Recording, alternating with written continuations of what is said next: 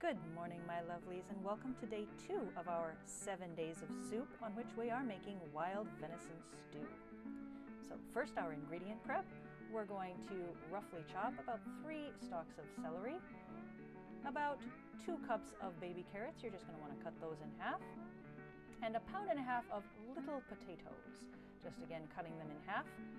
I got these at Costco. You can use whatever little potatoes you like. Bigger ones might need to be cut in 4s. Next, we're going to break down 2 medium yellow onions, and once again, we're just going to give those a rough chop. We're going to have big rough pieces for this rustic venison stew.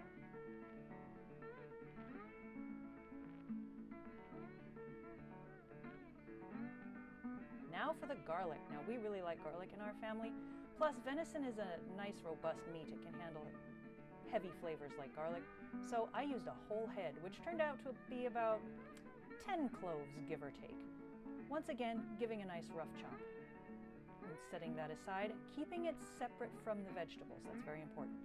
Now for our wild Minnesota venison. This has been previously seasoned with garlic salt and black pepper, about a tablespoon of each, and about a half a tablespoon of ground coriander. Now we're just going to add 3 tablespoons of flour and give it a toss to coat. Now for the cooking, we're going to add 2 tablespoons each of butter and vegetable oil. That oil is just going to stop the butter from burning. And place our chunks of venison in the pan. We're going to fry them in batches. This is just to give each a nice golden color. By the way, these are about ½ inch pieces. Once all of those are nicely browned, remove them from the pan, set them aside. To our delicious drippings, we will add all of our chopped vegetables, again excluding our garlic. We don't want to have that in the pan quite yet. We don't want to risk it burning.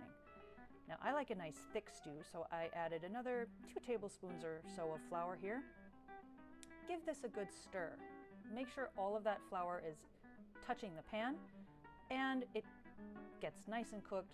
Get rid of that raw flour flavor. Now, once our onions are soft and translucent, we're going to add our garlic to the pan. So give it a good stir. Allow that to cook for about a minute or 2. Again, don't let it burn. Now we're going to add our venison pieces back to the pot and add about a quart, that's 4 cups of good beef stock. You could use venison stock too if you have it. Give it a good stir and add a generous glug of Worcestershire sauce. Now, I didn't measure this, obviously. I just gave a good slog, probably about 2 tablespoons. And then for the bay leaves. I used 3, but 2 of them were kind of small, so 2 to 3 bay leaves to your taste. Again, a good stir. Then we're going to let this simmer for an hour over medium-low heat. Just enough to keep the bubbles rising. And every now and again, give it a stir. Make sure that there's nothing catching and burning on the bottom of your pan.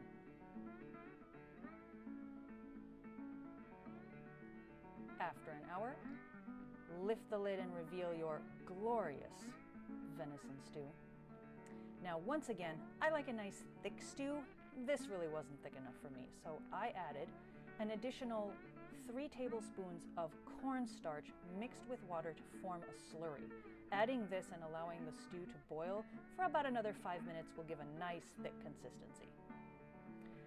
Next, taste. Make sure all of your seasonings are to your liking.